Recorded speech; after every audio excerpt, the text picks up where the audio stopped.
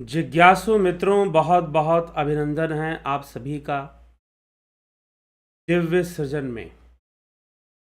प्रत्येक दिवस की भांति आज भी हम यहाँ पर यह लाइव चर्चा का कार्यक्रम शुरू कर रहे हैं और आज का जो विषय है व्यक्त अव्यक्त साधनाएं, अर्थात अंतरंग और बहिरंग साधनाएं। तो हम इसको आज समझने का प्रयास करेंगे, लेकिन उससे पूर्व आज का जो दिन विशेष है अमावस्या और सूर्य ग्रहण। यद्यपि सूर्य ग्रहण के विषय पर भी बोलना था, लेकिन इस विषय और इस वीडियो को बहुत पहले ही, इस लाइव को बहुत पहले ही शेड्यूल कर दिया गया था। तो सूर्य ग्रहण का प्रभाव हमारे जीवन पर पड़ता है कि नहीं पड़ता है। हम सीधी सी एक बात समझिए, आप जिन तत्वों से बने हैं उन्हीं तत्वों से ग्रह भी बने हैं। आप जिन तत्वों से बने हैं उन्हीं तत्वों से ग्रह भी बने हैं। ठीक है। यह पृथ्वी भी सूर्य का ही एक भाग है। तो जरा विचार कीजिए कि ग्रहण का प्रभाव कैसे नहीं पड़ेगा। दिन का प्रभाव पड़ता है, रात का प्रभाव पड़ता है। एक बात बताइए, चोरी करने का मन रात में ही क्यों होता है? चोर जो है चोरी का प्लान रात में ही क्यों बनाता है, दिन में क्यों नहीं बनाता? तो इस प्रकार से प्रभाव तो ग्रहों का पड़ता ही पड़ता है। और रही बात सूर्य ग्रहण का प्रभाव, जीवन पे नकारात्मक पड़ेगा कि नहीं पड़ेगा? अभी कोई वैज्ञानिक महोदय कह रहे थे कि भाई उसका क्या जीवन पे नकारात्मक प्रभाव पड़ेगा, कौन सी अशुद्धि उसमें से आ रही है। मैंने उनसे पूछा कि अगर सूर्य ग्रहण में से कोई भी विकिरण नहीं आ रहा है, मतलब विकृत किरणें नहीं आ रही हैं, तो खुले आंख से देखो। क्यों वैज्ञानिक कहते हैं कि नहीं, इसे खुले आंख से नहीं देखना है, इसे चश्मा लगाकर देखना है? वाई? अगर उसमें से नेगेटिविटी नहीं आ रही है, अगर उसमें से विकिरण नहीं पैदा हो रहे हैं सूर्य ग्रहण के समय, तो उसे खुले आंख से देखो ना। अगर वो बहुत, कुछ लोग अरे कितना ये तो प्रकृति का सुंदर दृश्य है, इस तो प्राकृतिक सौंदर्य का आनंद उठाना चाहिए, इसे देखना चाहिए, तो खुले आंख से देखो ना। फिर उसके लिए आपको स्पेशल ग्लासेस लगाने की क्या जरूरत है?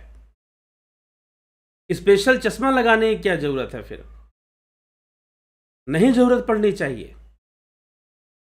अगर सब कुछ उसके अंदर सकारात्मक है, पॉजिटिव है, तो इसीलिए चाहे आप इसको ज्योतिषीय दृष्टि से देखिए या वैज्ञानिक दृष्टि से देखिए, सूर्य ग्रहण के समय सूर्य में से नेगेटिव एनर्जी, जो हमारे लिए एनर्जी निकलती है। अब देखिए, नेगेटिव और पॉजिटिव एनर्जी का निर्णय कैसे होता है। जो हमारे लिए अच्छा है वो पॉजिटिव एनर्जी है, जो हमारे लिए हमें नुकसान पहुंचाने वाली है वो नेगेटिव एनर्जी है। बात खत्म। तो सूर्य की जो किरणें जो उस समय ग्रहण के समय जो निकलती हैं वो नेगेटिव एनर्जी वाली होती है, हमारे लिए वो नुकसान करती हैं। इसीलिए कहा जाता है कि उसको चश्मा पहन कर देखिए। और भी नॉर्मल चश्मा नहीं, स्पेशल चश्मा जो रेज को, अल्ट्रा वायलेट रेज को जो रोक सकती हैं हमारे आंखों पर, उसका बुरा प्रभाव ना पड़े। ठीक है। तो ऐसा चश्मा पहनने के लिए कहा जाता है। तो अगर सोलर इक्लिप्स में सब कुछ नॉर्मल है, कोई नेगेटिविटी नहीं है, प्रकृति का सुंदर दृश्य है, तो हम उसे खुली आंख से देखें, हमें चश्मा पहनने की कोई आवश्यकता ही नहीं पड़नी चाहिए। तो चाहे वैज्ञानिक दृष्टिकोण हो या फिर ज्योतिषीय दृष्टिकोण हो, एस्ट्रोलॉजर्स का दृष्टिकोण हो, उसमें नेगेटिविटी होती है। जी हाँ, यदि आप सामान्य ढंग से अगर सूर्य ग्रहण के समय पर रह रहे हैं तो सूर्य ग्रहण काल के बाद आप स्नान जरूर कर लीजिए। गंगा स्नान लोग विशेष महत्व देते हैं, लेकिन सूर्य ग्रहण में बहुत घूमना भी नहीं चाहिए। अब देखिए, इसमें बहुत तरह के अंधविश्वास भी पैदा हो जाते हैं। किस तरह के अंधविश्वास? जैसे कि अभी मुझे पता चला कि लोग जो है अभी गंगा स्नान करने पहुंच जाते हैं, नर्मदा स्नान करने, कितनी दूर से आ रहे हैं भैया? तो 5 घंटा यात्रा। अरे तुमको सूर्य ग्रहण में 5 घंटा यात्रा करने के लिए किसने कहा? बाहर क्यों घूम रहे हो? अपने घर के भीतर रहो, सबसे बढ़िया है। और सूर्य ग्रहण में सबसे बेहतर है कि आप साधना रत रहिए, ध्यान रत रहिए। किस किस ने आज सूर्य ग्रहण काल में साधना की है, जरा कमेंट करके बता दो। साधना की है सूर्य ग्रहण काल में? मैं तो 4 घंटे बैठा रहा। आपने की है तो बहुत अच्छी बात है। हाँ ठीक है, ग्रहण का प्रभाव हर देश में नहीं था, हर कंट्री में नहीं था, अमेरिका में भी नहीं था, यूरोप के भी हर कंट्री में नहीं था, लेकिन फिर भी कई यूरोपियन कंट्रीज में सोलर इक्लिप्स दिखा है, अरबियन कंट्री में भी दिखा है। ठीक है, तो ये जो है सोलर इक्लिप्स इंडिया में पार्शियली, इंडिया में भी 100% नहीं दिखा, ऑलमोस्ट 60% सोलर इक्लिप्स भारत में दिखा है। तो ये चीज़ है। हाँ, एक कभी कभी ऐसा होता है कि पूर्ण सूर्य ग्रहण दिखता है, तो बहुत लंबे समय पर ऐसी घटना घटती है। संभवतः 10 साल बाद जो है जो सूर्य ग्रहण आएगा, वो पूर्ण सूर्य ग्रहण भारत पर दिखेगा। तो अगर आपने ऐसी साधना की है तो बहुत अच्छी बात है। सूर्य ग्रहण काल में साधना करना ही चाहिए, मेडिटेशन, ध्यान, योग करना ही चाहिए। चंद्र ग्रहण में भी करना चाहिए और सूर्य ग्रहण में भी करना चाहिए। ठीक, तो ये जो ग्रहों की जो चाल है, ये हमारे ज्योतिष शास्त्र में बहुत पहले से लिखा गया है। पश्चिम के लोगों ने बहुत बाद में जाना कि चंद्रमा बीच में आने के कारण ग्रहण लगता है। जी नहीं, हमारे जो ज्योतिष शास्त्र विदित है वो पहले से इस विषय को बता चुके थे कि ऐसी घटना घटती है। और उसका प्रभाव, ज्योतिष का उद्देश्य एस्ट्रोनॉमी और एस्ट्रोलॉजी। आप एक बात बताओ, एक ही शब्द हैं जो कि एक ही रूट वर्ड से बने हैं, एस्ट्रोनॉमी और एस्ट्रोलॉजी। आप कहोगे astronomy is a science, astrology is a blind faith, how is it possible? इतना बड़ा कोर्स है एस्ट्रोलॉजी पढ़ना, मतलब कि कम से कम आपको, अब तो चलिए धीरे धीरे बहुत सारी यूनिवर्सिटीज़ अब एस्ट्रोलॉजी की कोर्सेज ला रही हैं। सेंट्रल यूनिवर्सिटी इग्नू में भी एस्ट्रोलॉजी की कोर्सेज होती हैं, एमए होता है एस्ट्रोलॉजी में। उत्तराखंड ओपन यूनिवर्सिटी एस्ट्रोलॉजी की कोर्सेज लॉन्च कर चुकी है, और कई धीरे धीरे कई यूनिवर्सिटीज़ जो है एस्ट्रोलॉजी की कोर्सेज लॉन्च कर रही हैं। ठीक है, तो जब तक हम उसको सही से नहीं समझ लेते, सही से नहीं जान लेते कि कहा क्या जा रहा है, सीधी सी बात है कि ग्रहों का प्रभाव पृथ्वी पर पड़ता ही पड़ता है, नहीं पड़ने का प्रश्न नहीं उठता है। क्योंकि वो ग्रह कोई अलग चीज नहीं है, उन्हीं चीजों से बने हैं, उन्हीं तत्वों से बने हैं जिन तत्वों से यह पृथ्वी बनी है, और हमारा भी निर्माण उन्हीं तत्वों से हुआ है, उन्हीं एलिमेंट से हुआ है, उन्हीं केमिकल से हुआ है। हम भी उसी के परिणाम हैं। तो फिर आप बताइए कि आप ये कैसे मान सकते हैं कि जो ग्रह हैं वह निष्प्रभाव, कोई प्रभाव नहीं डालते? अब थोड़ी सी बायोलॉजी की ओर चले जाए, कुछ कहोगे नहीं हमारे सुख दुख में उसका क्या फर्क पड़ेगा। अरे भाई, आप कोई भी काम करते हो, जो माइक्रोबायोलॉजी है और जो बायोलॉजी है, वो क्या कहते हैं कि हमारे बॉडी के अंदर जो भी है एक सिग्नल ही है। मान लीजिए एक सिग्नल है, ब्रेन से एक सिग्नल चला, ब्रेन से एक सिग्नल चल रहा है और मैं मुंह से बोल रहा हूं। सारी चीजें ब्रेन में हो रही हैं लेकिन मुंह से एग्जीक्यूट हो रही हैं। साथ में देखो, मेरा ये हाथ भी काम कर रहा है, ये हाथ एक्सप्रेस कर रहा है मेरी बातों को, मैं एक्सप्रेशन के लिए हाथ का यूज कर रहा हूं।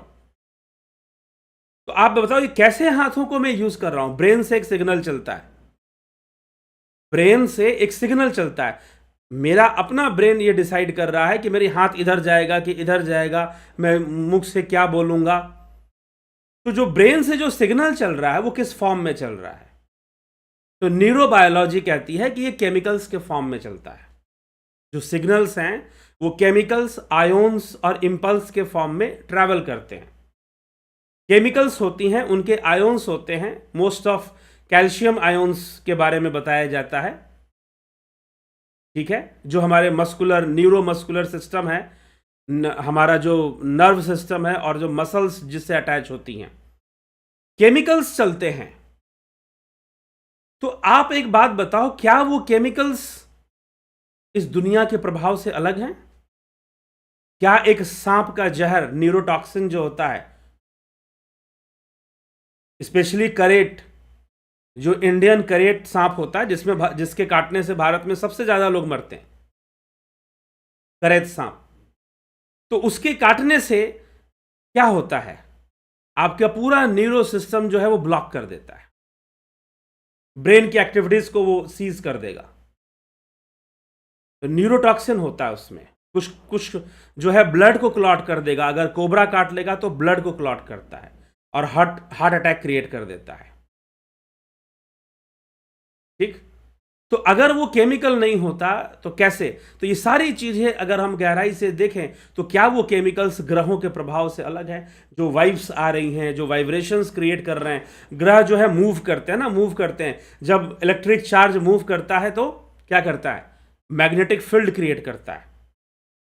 तो जितने भी ग्रह जो अपने ऑर्बिट में घूम रहे हैं वो कुछ ना कुछ अपना प्रभाव करते हैं और अपनी चीजों को आकर्षित करते हैं, अनाकर्षित करते हैं, ठीक है। तो वो डालते हैं, वो जो प्रभाव पृथ्वी पे जगह जगह पड़ रहा है उसी का अध्ययन ज्योतिष है।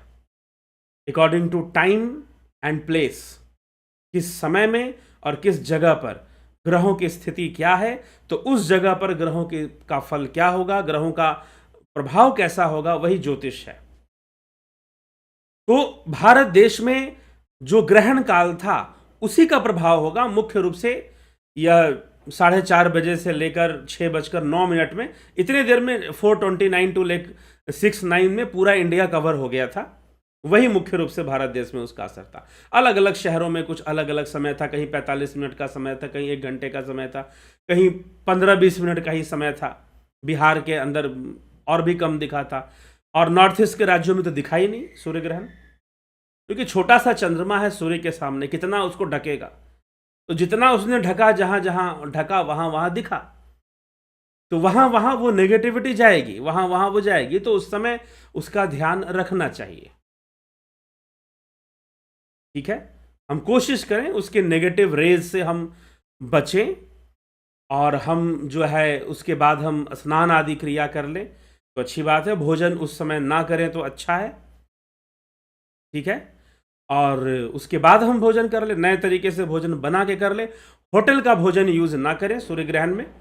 ये बहुत साइंटिफिक और बहुत प्रैक्टिकल सी बात है, कोई इसमें बहुत कोई रॉकेट साइंस नहीं है, और इस सदियों से चीजें चली आ रही। कोई ऐसी, हाँ, यूरोप के कुछ देशों में सूर्य को देवता मानते थे तो वो उसे अलग ढंग से देखते थे, लेकिन सूर्य ग्रह है। हाँ, वो देवता, ग्रहों को भी, हम भी ग्रहों को देवता मानते हैं, लेकिन वो देवता का मतलब कोई ऊपरी ताकत या वो नहीं। देवता मतलब प्रकृति की शक्तियां जो हमें जीवन प्रदान करती हैं। सूर्य, sun is the ultimate source of energy, इसलिए सूर्य को प्रथम देवता भी माना गया है, प्रथम देव के रूप में भी सूर्य को माना गया है। और सूर्य उपासना का महापर्व भी शुरू होने वाला है। आज गोवर्धन पूजा की तिथि लग गई है, कल उसकी पूजा लोग करते हैं, करेंगे। फिर भाई दूज और फिर छठ महापर्व की तैयारियां फिर शुरू हो जाती हैं।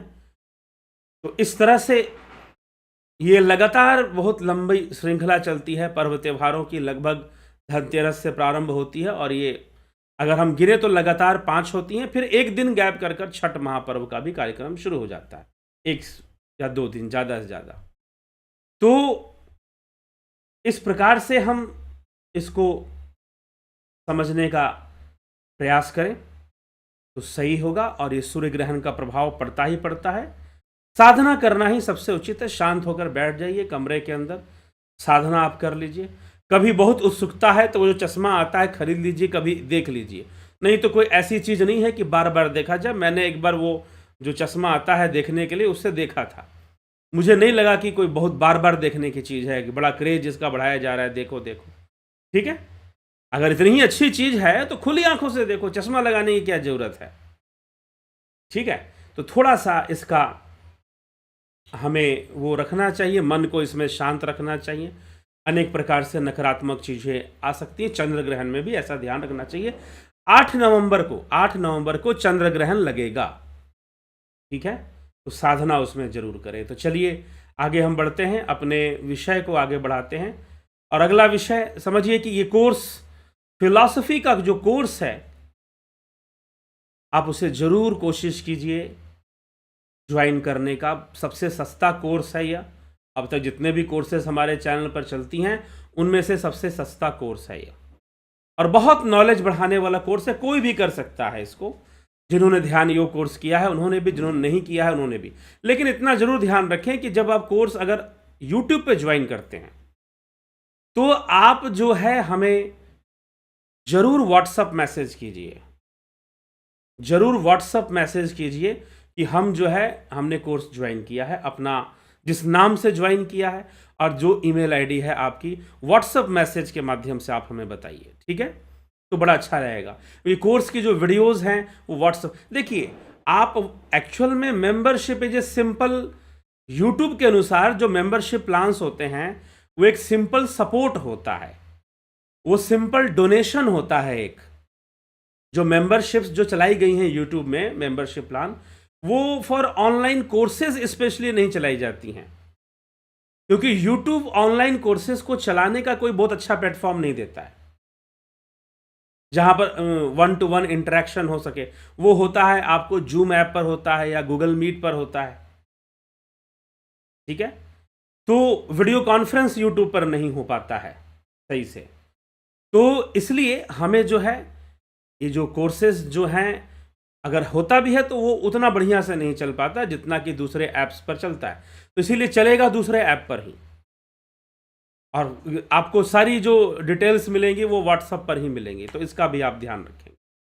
तो इसीलिए जो लोग ज्वाइन करेंगे वो ज़रूर बता देंगे, और जो लोग सीधा ज्वाइन करेंगे अकाउंट में पेमेंट कर कर, जी हाँ, आप अकाउंट पेमेंट कर कर भी ज्वाइन कर सकते हैं। आप उसके लिए संपर्क कर लीजिए और अकाउंट पेमेंट कर कर आप ज्वाइन कर लीजिए। ठीक है, 29 तारीख से इसके कुछ वीडियोस पहले मिलेंगे, फिर लाइव से, क्योंकि बहुत ज़्यादा वीडियोस बनाना भी समय लगता है। तो कई बार आपको सीधा गूगल मीटिंग होगी और उस पर टॉपिक्स को डिस्कस किया जाएगा।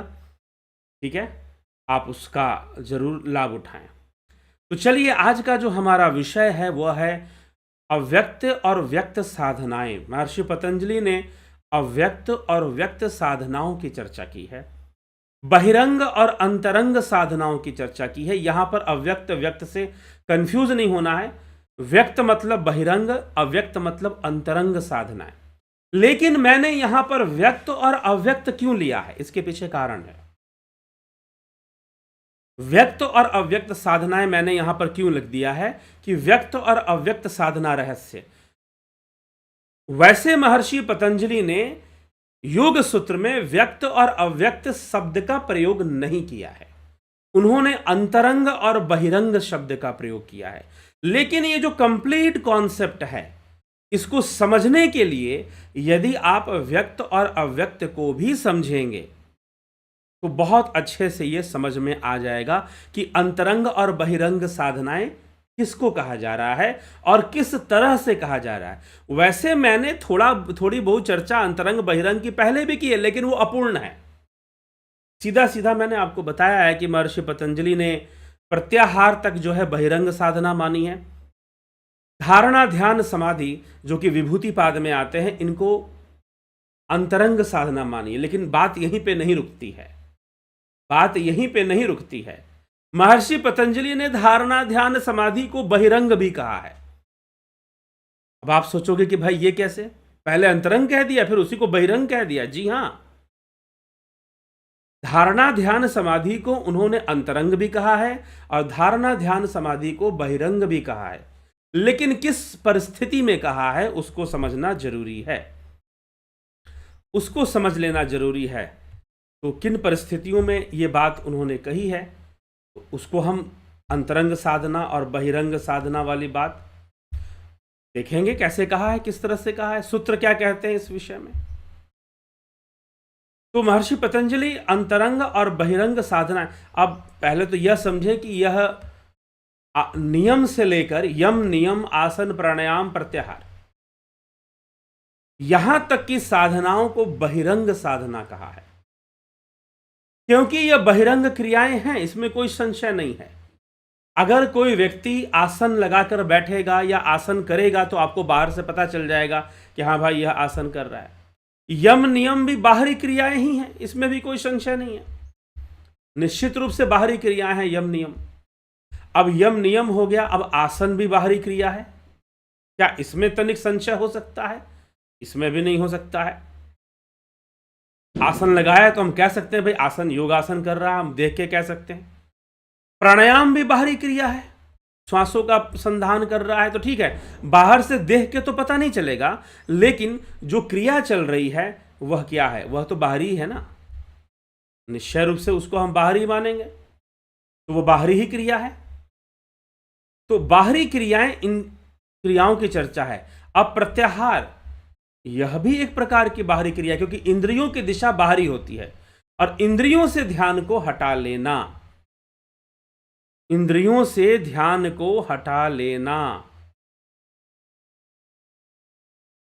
ठीक, यह बाहरी बहिरंग क्रिया के अंतर्गत आएगा। लेकिन जब इंद्रियों से ध्यान हट गया तो उसके बाद धारणा शुरू होगा, तो अब धारणा में बाहरी चीजों का कोई संबंध नहीं होगा, तो वो अंतरंग साधना हो जाएगी।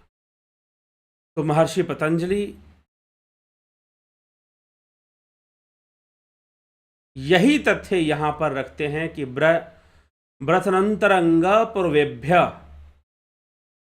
उन पूर्व पादुक्त 5 बहिरंग साधनाओं की अपेक्षा से, लेकिन ध्यान दीजिएगा, उन पूर्वोक्त 5 बहिरंग साधनाओं की अपेक्षा में यह तीनों धारणा ध्यान समाधि क्या है? अंतरंग होगा।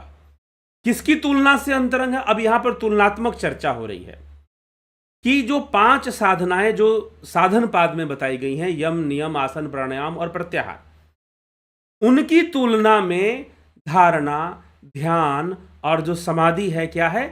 अंतरंग है। यहां पर कंपैरिजन करके लिखा जा रहा है, कंपैरेटिव वे में लिखा जा रहा है कि उनकी तुलना में यह जो है अंतरंग है। कौन अंतरंग है? धारणा ध्यान समाधि, जिनकी चर्चा हम पहले सुन चुके हैं। संयम पे भी चर्चा हम पहले सुन चुके हैं। तो यम नियम आसन प्राणायाम प्रत्याहार की तुलना में जो धारणा ध्यान समाधि है अंतरंग कहलाएगी।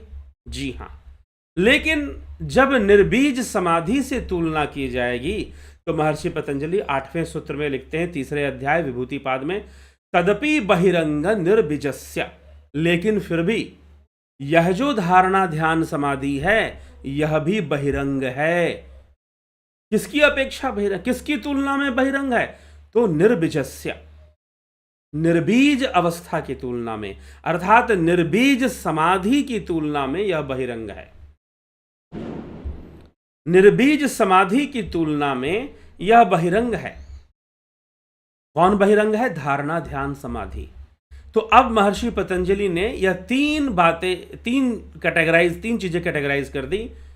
एक हो गया बहिरंग, पूर्णतः बहिरंग, एक हो गया अंतरंग, और एक हो गया परम अंतरंग। अब आप ऐसे इसको समझ सकते हो, जैसे कि भगवान कृष्ण ने 3 लोकों का वर्णन श्रीमद् भगवद गीता में किया है। एक है व्यक्त लोक जो कि जागृत अवस्था में है, एक है अव्यक्त लोक जो कि जिसको ब्रह्मा का भी लोक उन्होंने माना है। तो अव्यक्त लोक है जो कि हमारे इंद्रियों, इन बाह्य चक्षुओं से संभव नहीं है, बहिर्मुखी इंद्रियों से जिसका अनुभव संभव नहीं है, तो वह क्या है? अव्यक्त लोक है। वो ब्रह्मा का लोक है, वो सूक्ष्म लोक है, जिसको हम इन आंखों से, जो जगत हम नहीं देख सकते। और उस अव्यक्त से भी एक परम अव्यक्त है, उस अव्यक्त से भी एक परम अव्यक्त है। उस अव्यक्त से ही एक परम अव्यक्त की चर्चा भगवान कृष्ण ने किया है। उसको उन्होंने कहा है परम धाम, तद्धाम परमम मम, वही मेरा परम धाम है। ठीक है, उसी प्रकार से यहां पर जो बहिरंग साधना है, यम नियम आसन प्राणायाम प्रत्याहार, ये 5 साधना है, ये पूरी तरह से बहिरंग है, ये व्यक्त हैं, यह व्यक्त होती हैं। लेकिन जो अंतरंग है, धारणा ध्यान समाधि, यह अव्यक्त नहीं होती हैं, लेकिन भीतरी जगत में तो व्यक्त हो रही है ना, जो व्यक्ति साधना कर रहा है उसके लिए तो वह भी व्यक्त हो रही है। ठीक है, आप ध्यान की अवस्था में हैं, ध्यान की अवस्था का आनंद ले रहे हैं, वो दूसरा कोई नहीं समझ सकता या उसका अनुभव नहीं कर सकता, लेकिन आपके सामने तो वो निश्चय ही व्यक्त है। ठीक है, लेकिन उस व्यक्त से भी परे जो परम अव्यक्त है वह निर्बीजस्य, महर्षि पतंजलि यहां लिख रहे हैं निर्बीजस्य, अर्थात वह निर्बीज समाधि है। तदपि बहिरंगम निर्बीजस्य, वह तीनों अंतरंग साधन भी बहिरंग हैं निर्बीज समाधि के सामने। अर्थात बस यही कॉन्सेप्ट क्लियर करना था कि यम नियम आसन प्राणायाम प्रत्याहार जो साधना है वो निश्चित रूप से बहिरंग है। अब इसके प्रति जो धारणा ध्यान समाधि है वो अंतरंग है, लेकिन धारणा ध्यान समाधि के प्रति भी जो निर्बीज समाधि है वह अंतरंग है और यह बहिरंग है। तो धारणा ध्यान समाधि अंतरंग भी हो गई और बहिरंग भी हो गई। धारणा ध्यान समाधि अंतरंग भी बन गई और साथ में बहिरंग भी हो गई। जैसे कि भगवान कृष्ण ने कहा कि व्यक्त है, व्यक्त से परे एक अव्यक्त है और उस अव्यक्त से परे भी परम अव्यक्त है। तो स्थूल जगत है, सूक्ष्म जगत है और सूक्ष्म से भी परे, सूक्ष्म और कारण से भी परे जो तुर्यातीत अवस्था है, जहां निर्बीजता, जहां कर्मों के बीज का नाश हो जाता है, वह तुर्यातीत अवस्था जो है वह आपका क्या है? परम अव्यक्त है, वह परम अंतरंग है। ठीक, अंतरंग साधना और अंतरंग से भी जो परम अंतरंग है वो निर्बीज समाधि है, निर्बीजस्य, निर्बीज अवस्था है। उसको उन्होंने अलग कर दिया है, क्योंकि धारणा ध्यान समाधि में कर्म संस्कारों का जो बीज है वो वैसे का वैसे बना रहता है, इसमें तनिक भी संशय नहीं है। वह वैसे का वैसे ही बना रहता है, इसमें तनिक भी संशय नहीं है। लेकिन जब निर्बीज समाधि होगी तो कर्म संस्कारों का जो बीज है वह भी धीरे धीरे नष्ट हो जाएगा।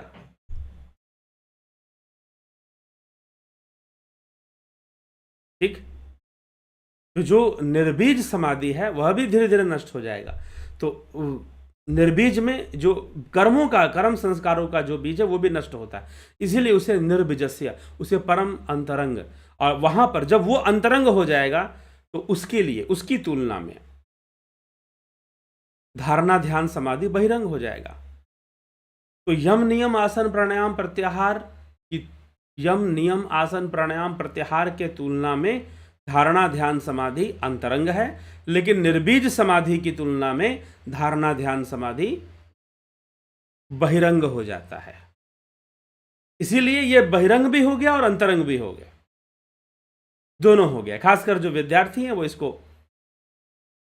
ध्यान रखेंगे। इससे संबंधित जो है logical questions, confusing questions create किए जाते हैं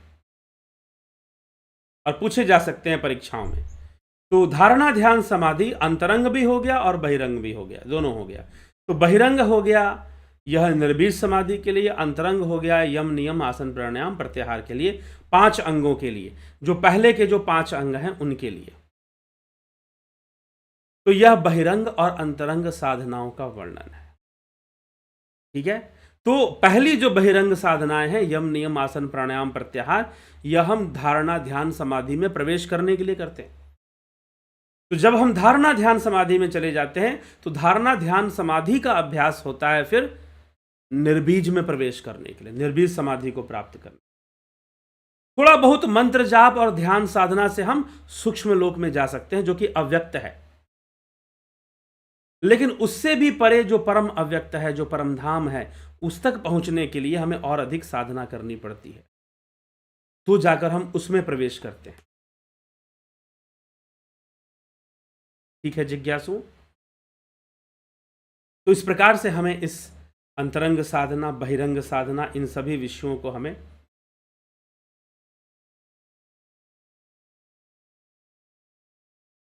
समझना चाहिए। ठीक है, इन सभी विषयों को हमें समझना चाहिए। तो चलिए, तो ये बहिरंग अंतरंग का रहस्य है। जो आज यहाँ पर आपके सामने प्रकट किया गया योग सूत्र से। अगला विषय हम कल देखेंगे। अभी आपके कमेंट्स आदि देख लेते हैं। साथ ही साथ जो फिलॉसफी कोर्स है, लगभग ये कोर्स हमारी तो कोशिश है कि 1 महीने में कंप्लीट हो, लेकिन 1 महीने में सारा कोर्स देना थोड़ा सा ज़्यादा बोझ डालना हो जाएगा आपके ऊपर, ठीक है।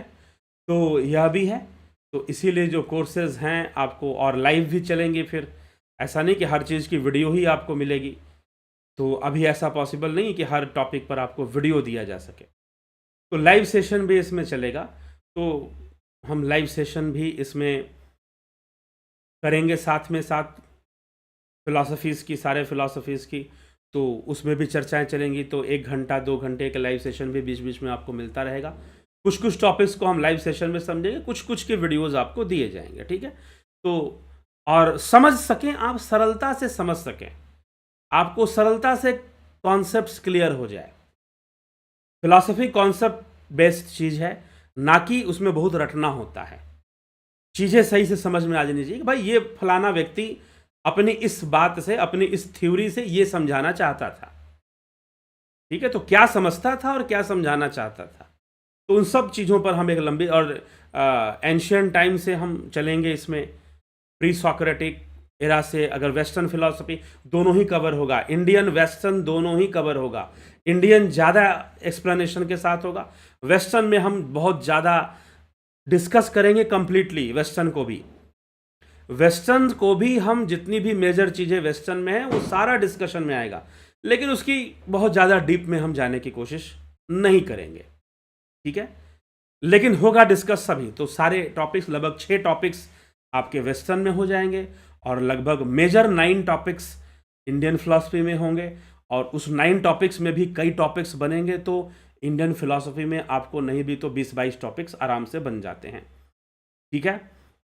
क्योंकि कई ब्रांचेस हैं, जैसे कि 2 विशेष करके वेदांता एंड बुद्धिज़्म, इन दोनों की बहुत सारी ब्रांचेस हैं, तो उनको भी हम एक एक वीडियो में हम लेते हुए आगे बढ़ेंगे। तो ये चीज़ है, तो इसलिए टाइम लगता है, और लेकिन इंटरेस्टिंग टॉपिक है, बहुत इंटरेस्ट। अगर आपको सनातन धर्म को समझना और विचारकों को समझना, और साथ ही साथ वेस्टर्न फिलॉसफी भी चलेगा, उसमें भी बहुत सारे इंटरेस्टिंग टॉपिक्स आपको मिलेंगे, और बहुत सारे ऐसे टॉपिक्स जो आपके आई ओपनिंग करेंगे, आंखों को खोल देंगे, ठीक ना, आपके कॉन्सेप्ट्स क्लियर करेंगे सनातन धर्म के प्रति, विश्व विचारधारा, वर्ल्ड में जो अनेकों प्रकार के थॉट्स और आइडियाज़ जो डेवलप हुई, उन सब के प्रति आपकी आई ओपनिंग होगी, खोलेंगे। नहीं तो थोड़ा सा हिस्टोरिकल कॉन्सेप्ट्स भी क्लियर होगा, क्योंकि फिलॉसफी में जब हम पुराने लोगों की पुरानी विचारधाराओं पर जाएंगे तो उसमें हिस्टोरिकल चीज़ें भी कई क्लियर होंगी।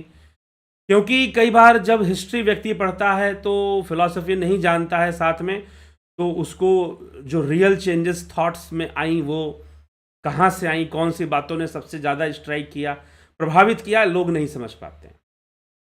और ना जानने के कारण सोशली मिसगाइडेंस बहुत चलता है।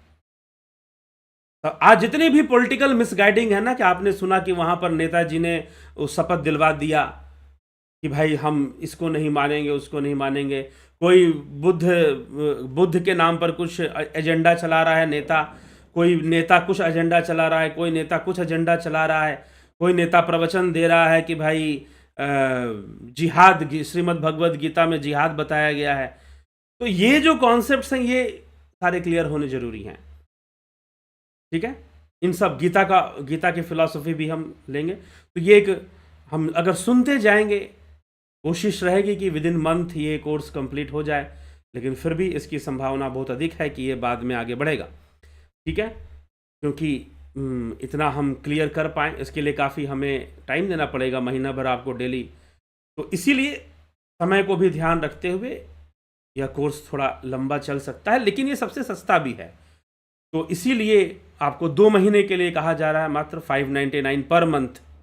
तो 1100, अगर जो लोग सीधा अकाउंट पेमेंट करेंगे वो सीधा 1100 पेमेंट कर देंगे कोर्स के लिए, ठीक है।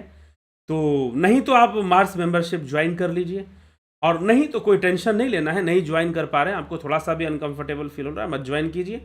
आप जो है सीधा आप अकाउंट पेमेंट करके, उसमें आपको थोड़ा सा सस्ता भी पड़ रहा है अकाउंट पेमेंट करने से, तो जो है आप सीधा अकाउंट पेमेंट करके भी आप ज्वाइन कर सकते हैं। लेकिन जो अकाउंट पेमेंट करेंगे उनका तो पता चल जाएगा कि भाई वो संपर्क करेंगे ही करेंगे हमको। लेकिन जो सीधा ज्वाइन करेंगे, मेंबरशिप ज्वाइन करेंगे, इस पर यूट्यूब पर जाकर ज्वाइन करेंगे, तो उनके लिए यह जरूरी है, क्या जरूरी है, कि वो मुझे व्हाट्सएप पर जरूर कांटेक्ट करें और बताएं कि उन्होंने किस नाम और किस ईमेल आईडी से ज्वाइन किया है। क्योंकि आपको जो लिंक्स जाएंगे कोर्सेज की, वो थ्रू व्हाट्सएप ही जाएंगे। ठीक है, तो यह आप ध्यान रखिए। इसलिए ज़रूर संपर्क कर कर एक बार आप ज़रूर बता दीजिए कि ये चीज़ ऐसे है। ठीक है, चलिए तो आगे हम चलते हैं, आगे देखते हैं आपके कमेंट्स। जगत नारायण जी, बहुत अभिनंदन है। संतोष गुप्ता जी, नवज्योति नाथ जी, विक्रम सिंह जी, शंकर प्रसाद जी, ओम तत्सत। इस व्यक्त सगुण नहीं, यहाँ सगुण और निर्गुण के संदर्भ में नहीं लिया गया है। निर्गुण जैसे कि जो अव्यक्त है वह भी सगुण होता है। जो पहला अव्यक्त है, भगवान कृष्ण ने कहा कि एक यह संसार व्यक्त है, उसके बाद एक अव्यक्त है, वो सूक्ष्म लोक है, वह ब्रह्मा का लोक है, उसमें गुण होते हैं, उसमें प्रकृति का खेल होता है, लेकिन वो सूक्ष्म है। ठीक है, इंद्रियों से परे है, बस इतना ही है कि हमारे जो आउटर सेंस ऑर्गन है उससे परे है। तो यहां पर वो, और उसके परे जो परम अव्यक्त है वो निर्गुण है। जो परम अव्यक्त है, अव्यक्त का भी परम अव्यक्त, तो जो अंतरंग से भी परम अंतरंग है, उसे निर्बीज समाधि कहा गया है। तो साधना यहां पर उसी को, जैसे कि यम नियम आसन प्राणायाम प्रत्याहार व्यक्त हो जाते हैं, लेकिन धारणा ध्यान समाधि व्यक्त नहीं होते, और निर्बीज समाधि उससे भी परम अव्यक्त हो जाता है। इसलिए इसको यहां पर इस तरह से समझाने के लिए व्यक्त अव्यक्त शब्द का प्रयोग करते हुए लिया गया है। लेकिन समझना है अंतरंग और बहिरंग साधना। राकेश मराठे जी, बिमला शाह जी, शिखर शर्मा जी, रूपलाल विश्वकर्मा जी, मार्स मेंबरशिप लिया है इन्होंने, उषा श्रीवास्तव जी, विनोद कुमार जी, अर्जन भाई चौहान, सविता नायक जी, राम निवास मीना, इक्के त्यागी, विष्णु चंद्र मौर्य, गंभीर शाह जी, श्वेता राय सिन्हा जी ने भी मार्स मेंबरशिप ले लिया है, अभनी प्रधान जी, कन्हाई कुमार जी, कमलेश हैरनर जी, और भी लोगों ने ले लिया है मार्स मेंबरशिप, उन्होंने अकाउंट पेमेंट से लिया है। ठीक है, बस ये है कि यहाँ पर जिन्होंने ज्वाइन किया उनका ग्रीन वो आ जाता है, ये है। तो राजू पाल, स्मिता सावंत, विनोद कुमार सूद जी, चितरंजन बरुआ, राम लखन राजपूत, नरेंद्र सेठी, पवन कुमार गुप्ता, बलवंत सिंह गोहिल, हेमराज भैरवा, धनराज सिंह राजपूत, सुहास राणे, रामविलास जी, माधुरी कोले, हेमराज बैरवा, रूप सिंह राजपूत, काशीनाथ जी, बहुत अभिनंदन है। आज ग्रहण काल में मंत्र जाप हुआ, साधना किया, बहुत अच्छा लगा। ठीक है, बहुत अच्छी बात, बहुत शुभकामनाएं आपको। राहुल तिवारी जी, टीकू कुचाडिया जी, राहुल तिवारी, आशा रानी, सतीश कुमार, एके त्यागी, आशा रानी, राहुल तिवारी, विनोद कुमार शर्मा, सविता नायक जी, रतन सिंह जी, बिमला शाह जी, रूपलाल विश्वकर्मा जी, नवज्योति नाथ जी, इंडियन सिटीजन, रामायण महाभारत की सत्यता पे पहले ही बना चुके हैं, रामचरितमानस में भी इस पे चर्चा हुई है, पहले भी इन विषयों पे चर्चा हुई है। जस्ट प्रोग्रामिंग, ठीक है। उषा श्रीवास्तव जी, बिमला शाह, कन्हाई कुमारी, नवज्योति नाथ जी, सतीश कुमार जी, अमन कक्कर जी, बहुत अभिनंदन है आप सभी का। ग्रहण का प्रभाव प्रेगनेंसी इसमें गर्भस्थ शिशु पर पड़ता है। यदि प्रेगनेंसी में महिला बाहर जाए तो शिशु के जन्म में शरीर पर कुछ निशान भी आ सकता है। जी हाँ, हो सकता है ऐसा। भगवती यादव जी, हीरालाल यादव, धन्यवाद भारत, राजेश भाई मकवाना, आदित्य खास रेसिपी, धन्यवाद भारत, रमा शंकर तिवारी, भरत छबलानी, राम विलास जी, पंकज सोनी, नंदी, अशोक माली, नंदी जी, अशोक माली जी, बहुत बहुत अभिनंदन है आप सभी का, बहुत बहुत अभिनंदन है। ठीक है,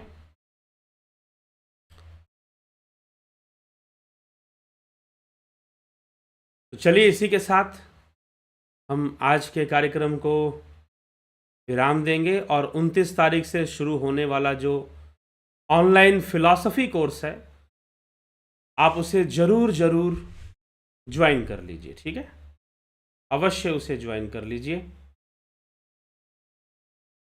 और ज्वाइन कर हमें संपर्क कर लीजिए। अगर आपको नहीं समझ में आ रहा है तो व्हाट्सअप मैसेज करके पूछ लीजिए कैसे ज्वाइन करना है, किस तरह से ज्वाइन करना है, आपको बता दिया जाएगा। लेकिन मुझे लगता है कि ये एक तो देखिए, इस कोर्स में कोई आपकी डिटेल भी नहीं मांगी जा रही कि आपकी पहचान क्या है, अपना फ़ोटो भेजो, अपना आईडी भेजो, नहीं। फ़ोन नंबर से आपका, जैसे कि पिछले कोर्सेज में रहा है, अगर आप व्हाट्सअप भी करेंगे तो आपकी पहचान, आईडीज़ वगैरह या फिर कोई ऐसी चीज़ें आपसे नहीं मांगी जाएगी। ठीक है, तो अगर आप ज्वाइन करते हैं, पेमेंट भी इसका कम है, तो मुझे लगता है कि इसका रखा इसीलिए गया है, इसका शुल्क कम रखा गया है ताकि ज़्यादा से ज़्यादा लोग इसका लाभ उठा सकें। ठीक है, और ज़्यादा से ज़्यादा लोग समझ सकें और वो खुद समझकर दूसरों को भी समझा सकें। लेकिन यह जो पूरा कार्यक्रम है फिलॉसफी के कोर्स का, ये एक मेहनत का काम है, मेहनत का काम है यह, इसीलिए इसका शुल्क भी रखा गया है। कॉन्सेप्ट्स क्लियर होने बहुत ज़रूरी है। कॉन्सेप्ट्स आपके जितने अच्छे से क्लियर होंगे, उतने अच्छे सही रास्ते पे आप चल पाओगे। नहीं तो कोई भी कुछ भी आपको, मात्र ये नहीं कि नेताजी लोग, जो हमारे तथाकथित जो गुरु जी लोग हैं, उन्होंने भी बहुत सारे कॉन्सेप्ट बिगाड़ के रखे हुए हैं। शायद उनका खुद का क्लियर नहीं है, या तो खुद का क्लियर नहीं है तो दूसरों का क्लियर अनक्लियर करके रखा हुआ है, दूसरों को उलझा के रखा हुआ है कि व्यक्ति कूप मंडूक बना रहा है, कुएं का मेंढक बना रहा है, ठीक है, ब्लाइंड फॉलोअर बना रहा है। तो ये चीज़ें भी फिर आ जाती हैं। तो इसीलिए यह फिलॉसफी का जो कोर्स है ये लॉन्च किया जा रहा है ताकि हमें बेहतर तरीके से सनातन धर्म के विषय में और सनातन धर्म के दर्शन के विषय में, वैदिक दर्शन के विषय में, और जो विश्व के अन्य दर्शन हैं और भारतीय दर्शन के विषय में। एक है वैदिक दर्शन, वो 6 है, और भारतीय दर्शन में 3 और जुड़ जाते हैं तो 9 हो जाता है। और फिर आपके 6 लेवल्स हैं वेस्टर्न फिलॉसफी के, पाश्चात्य दर्शन के। तो उन दार्शनिकों के बारे में भी हम चर्चा करेंगे। ठीक है, उन दार्शनिकों के बारे में भी हम चर्चा करेंगे। तो आप जुड़े रहें, बने रहें और लाभ उठाते रहें। ठीक, तो चलिए इसी के साथ हम विराम देते हैं आज के कार्यक्रम को। कल फिर मिलते हैं 9 बजे लाइव चर्चा में, पतंजलि योग सूत्र के आगे के विषय पर। सूत्र आगे बढ़ेंगे, 8वें 9वें सूत्र पर हमने देखा आज, उसे सूत्र आगे बढ़ेंगे और उनमें क्या कहा जा रहा है उस पर हम चर्चा शुरू करेंगे कल से। तो बहुत